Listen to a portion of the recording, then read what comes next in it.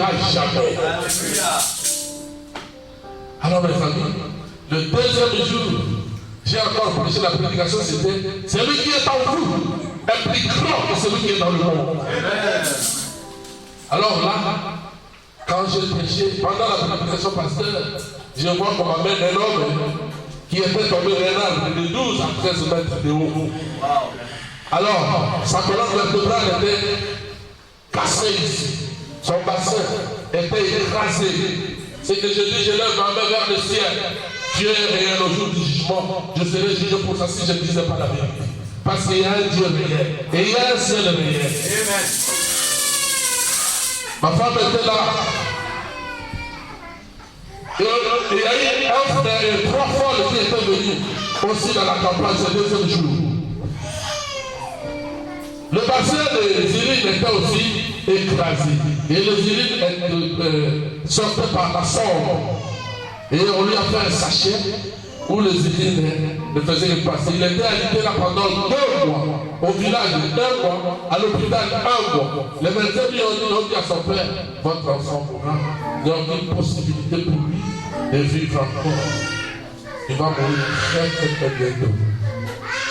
La seule, si vous voulez qu'il vive, allez peut-être à l'Isara. Or, à l'Isara, nous n'avons pas aussi des hôpitaux.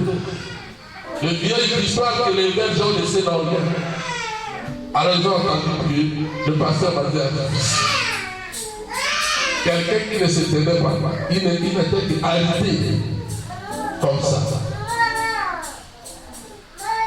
Et j'ai dit devant tout le public, ils l'ont amené comme un mort. J'ai lancé le défi, j'ai dit, quand vous verrez ce mort, se tenir debout. Parce qu'il ne pouvait pas se tenir debout et s'asseoir. Non, parce que la colonne vertébrale est cassée, le bassin est brisé. Comment peut-il se tenir même sur la chaise? C'est impossible. Alors j'ai dit, ce monsieur, vous le verrez se tenir debout aujourd'hui. Et c'est Français Folle qui chante là. Si vous ne la voyez pas se tenir debout et guérir de sa folie, dites que Jésus-Christ n'est pas Dieu. Mais si vous voyez toutes ces choses-là s'accomplir, dites que Jésus-Christ est Dieu et qu'il est ici avec nous. Amen. Et les gens qui étaient avec moi, et quelques pasteurs qui étaient venus suivre les campagnes, ils ont commencé à pleurer. Ils ont dit pourquoi le pasteur a dit des choses comme ça. Mais on va nous taper ici. Ils ont commencé à pleurer. Même les enfants qui étaient avec moi sur le podium qui chantaient, ils ont commencé à pleurer. J'ai terminé à prêcher, j'ai prié pour les malades. Donc j'ai appelé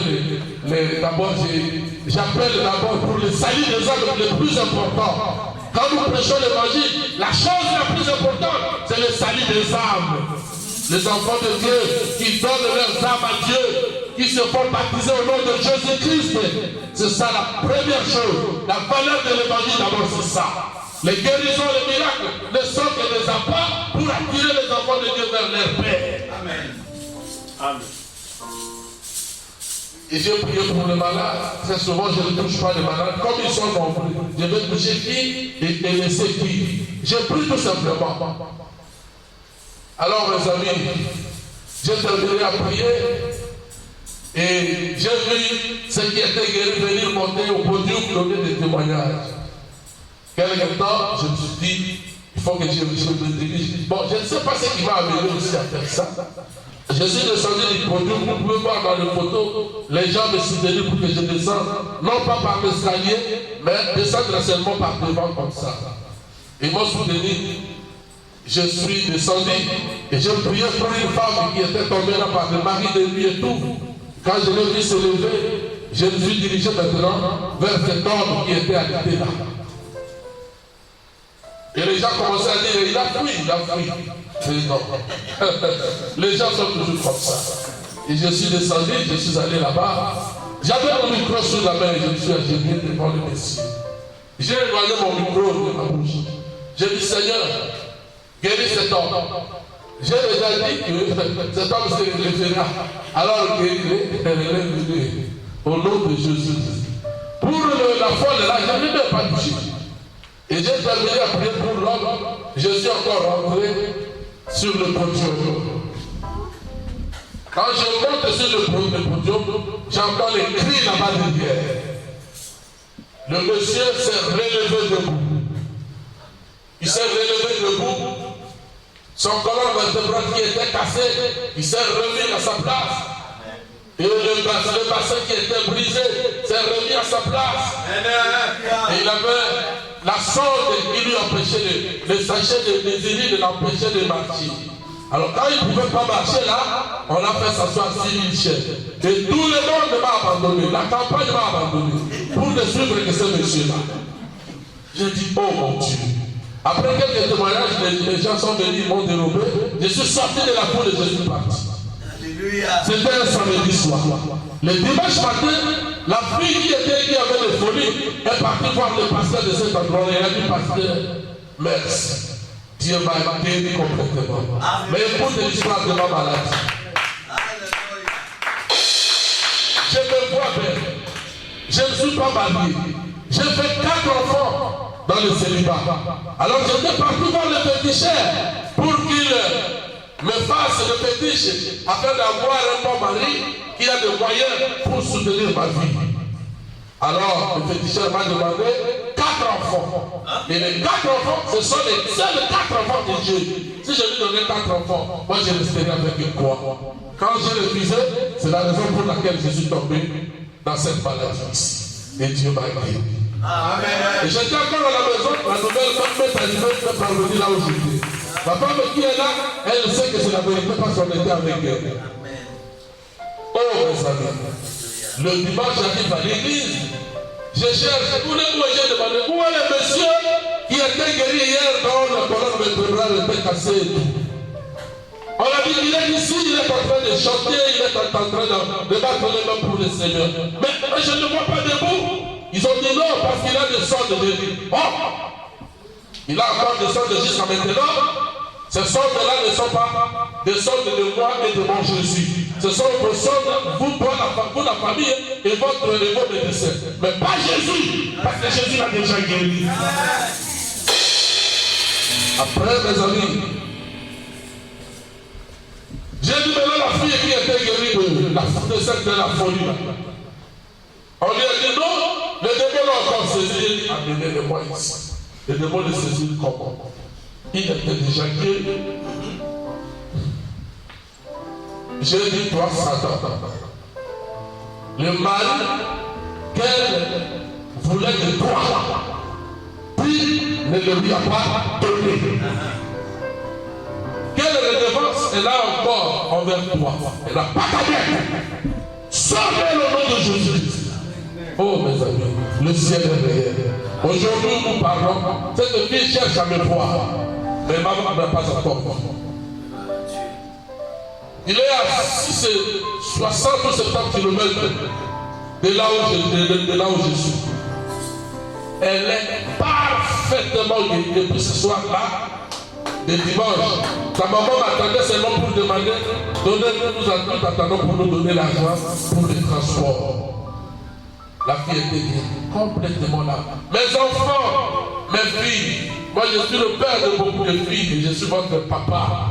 Je vous conseille de ne jamais suivre ce genre de choses. Les féticheurs trompent les gens. Ils sont des menteurs. Ils promettent le mariage, mais eux-mêmes, leurs enfants ne se marient pas. Ils promettent l'argent, mais eux-mêmes sont des pauvres. Mais vous, votre Jésus, quand il vous promet, il vous donne tout ce que vous avez besoin.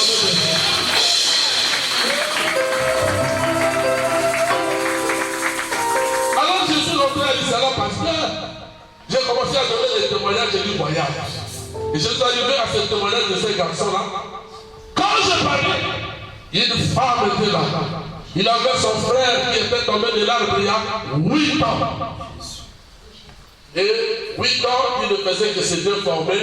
Moi, je n'ai pas vu ce monsieur-là, mais sa grande sœur qui m'a parlé de son témoignage, il a dit, pasteur, si tu vois mon petit frère, il était comme un singe. Et il est tombé de l'arbre il y a 8 ans, il ne fait que c'est détruit, on dit ça quoi? C'est déformé. Et jusqu'à devenir comme un singe. Et il a dit, pasteur, quand il donnait les témoignages de cet autre monsieur-là, garçon-là, moi j'ai pris la photo parce qu'il y a des photos qui sont publiées de ces garçons-là de l'autre côté du mur.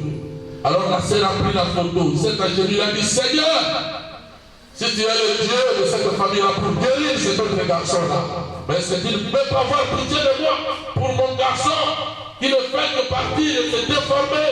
Seigneur Jésus, il est au centre téléphone, qu'est-ce que je ferai?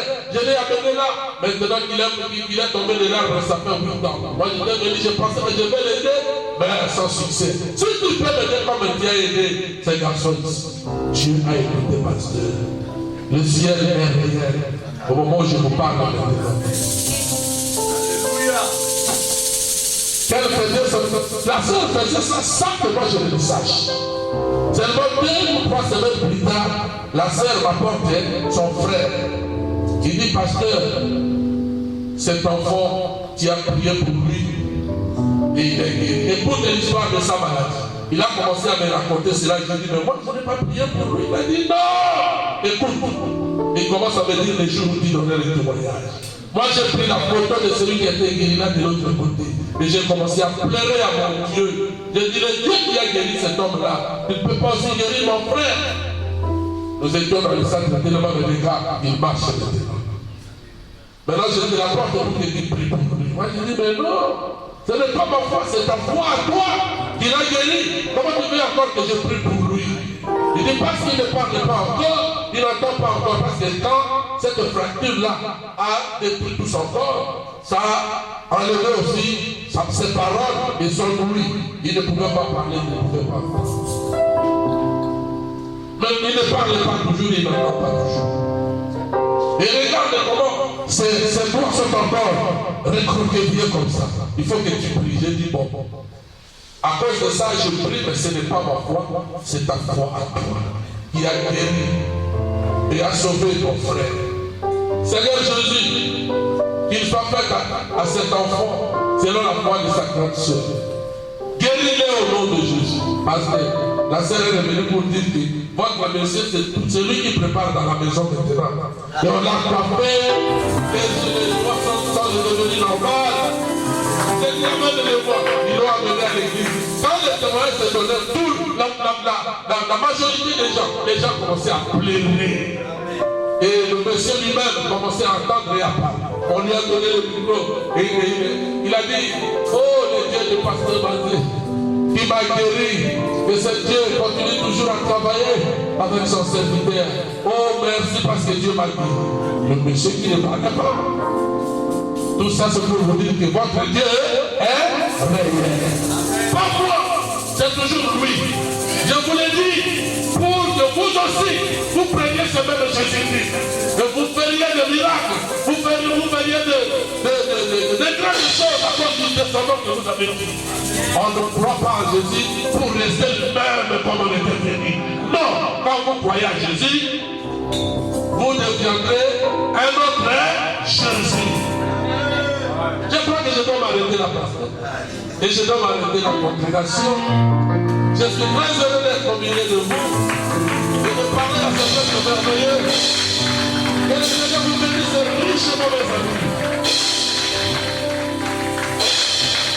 Pour ceux qui restent, c'est le pasteur lui-même qui va faire ce qu'il pense dans son cœur. On acclame tous notre Dieu, on s'élève, on s'élève, on s'élève, on s'élève. Vraiment que le Seigneur vous bénisse, Papa Maté. Des grands témoignages, alléluia. Alléluia. Qui a été béni? Amen. Qui a été béni? Alléluia. Si vous avez été béni, on acclame, on acclame.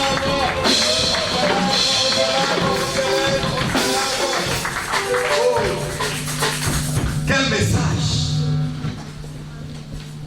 Hein? Nous voulons voir Jésus. Alléluia.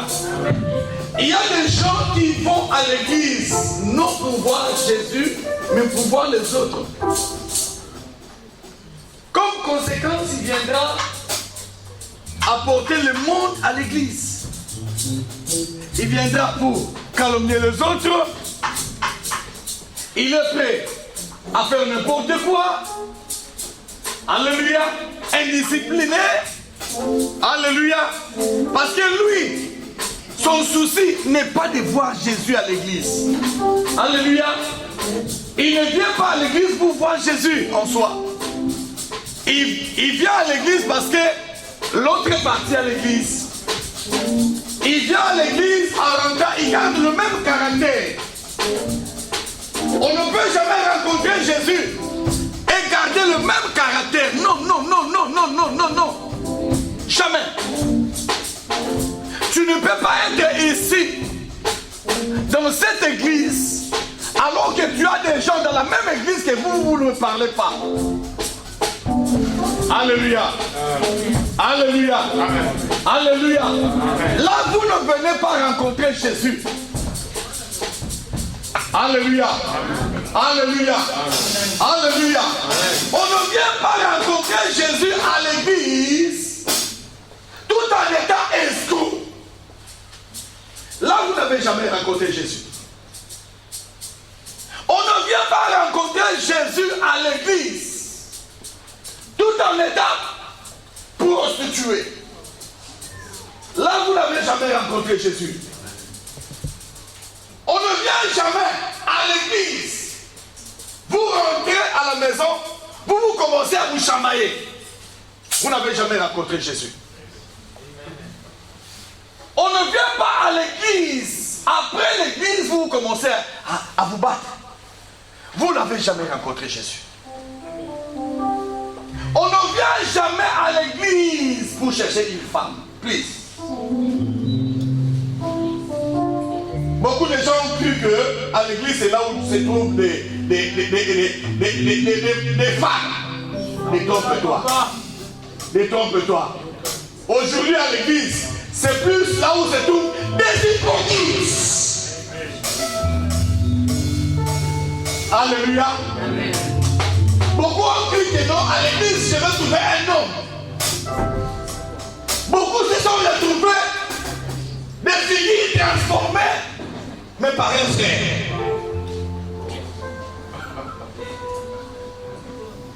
Alléluia. Alléluia. Alléluia. Beaucoup ont cru, papa m'a dit que Dieu vous bénisse. De telles paroles, je vois maintenant comment un pygmée ne peut pas recevoir Jésus. Amen. Alléluia. Amen. Alléluia. Amen. Alléluia. Amen. Alléluia. Amen. Est-ce que vous avez saisi au moins l'objet de votre... pardon, l'essence de cette prédication? Alléluia. Qui a saisi au moins le sens de cette prédication? Qui a saisi? Qui a saisi? Alléluia. Amen. Qui a saisi? Amen. Quand tu vas à l'église, on te dit tu vas où? Tu dis quoi? Je vais à l'église. Hein? En toi-même, tu vas rencontrer qui?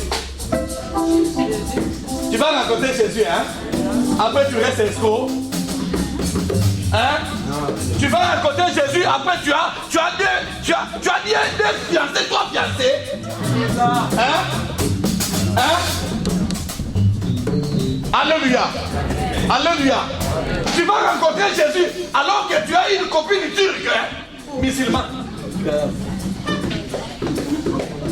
Alléluia. Alléluia. Aujourd'hui tu as rencontré Jésus ici. Il va arriver en France. Là-bas c'est tout est fait. Après ça, c'est qui? Inconnu. J'ai rencontré Jésus. Tu as rencontré Jésus. Tu n'as pas rencontré Jésus. Alléluia. Tu as rencontré le papier. Il y a beaucoup de gens qui ont rencontré les papiers. Ils sont allés quelque part parce qu'elle a besoin de papiers et se laisse engrosser même par un fou pour avoir seulement les papiers. Elle a rencontré qui? Il y a des grossesses de papier. Il y a des mariages de papier.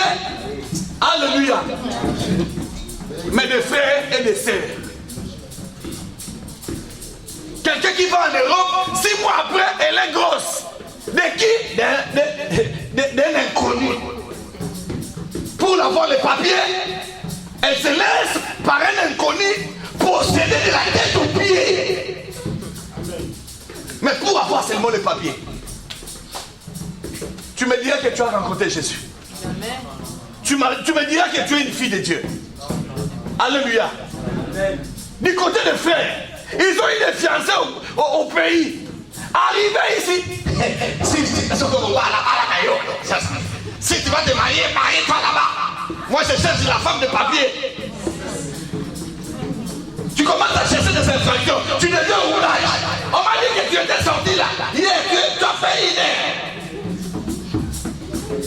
Tu deviens un roulage pour chercher des infractions. Parce qu'un roulage, quand vous le faites, et il vous arrête, vous lui demandez, mais monsieur, il y a quoi? Il dit, tu me parles en français, infraction. Alléluia. Alléluia. Alléluia. Rencontrez Jésus. Quelqu'un qui rencontre Jésus ne fuit jamais l'église. Quelqu'un qui a rencontré Jésus vient toujours à temps, à l'heure. Alléluia. Alléluia. Quelqu'un qui a rencontré Jésus respecte le travail des protocoles. Si on te donne une place, respecte la place qu'on t'a donnée. Mais tu viens, c'est comme si tu es le patron de l'église. Tu viens, on te donne une place. Non, tu cherches ta place. Alléluia. Tu as rencontré qui? Tu as rencontré qui? Alléluia. Alléluia. Alléluia. Alléluia. Nous voulons des gens qui ont rencontré Jésus, réellement rencontré Jésus. Des gens réellement qui ont rencontré Dieu. Quand une personne rencontre Jésus, même son comportement change.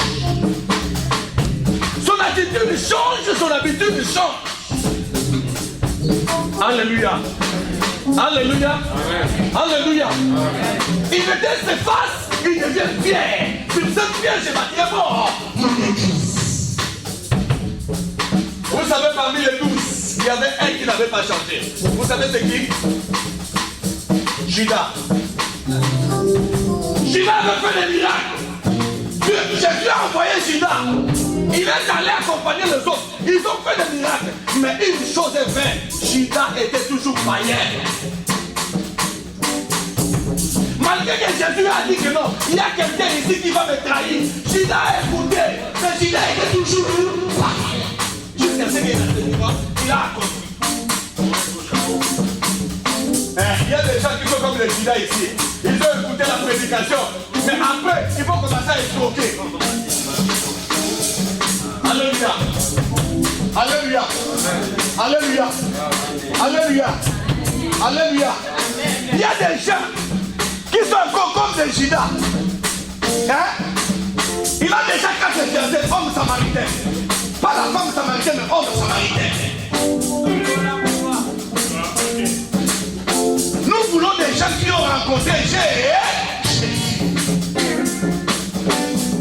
Nous ne voulons pas avoir des gens qui fuient la prière parce que les pasteurs ont parlé de ceci, les pasteurs ont parlé de cela, je ne viens plus rien. Et voilà pourquoi tu n'as jamais rencontré Jésus. Alléluia. Alléluia. Alléluia. Vraiment que le Seigneur vous bénisse. On se lève, nous allons donner nos offrandes maintenant. On se lève, on se lève, on se lève.